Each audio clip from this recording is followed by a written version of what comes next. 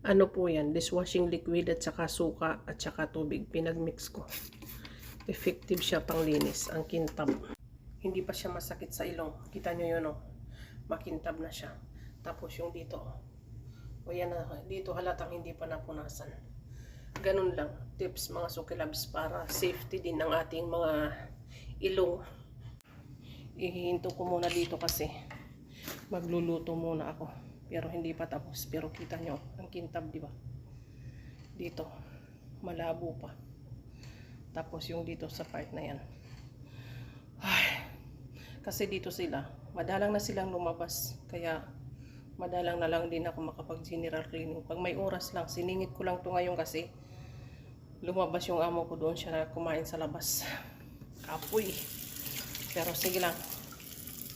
Ganyan po kami pag may libre kaming oras. Hindi kami nagpapautos sa mga amo namin. Yan ang abroad. Abroad.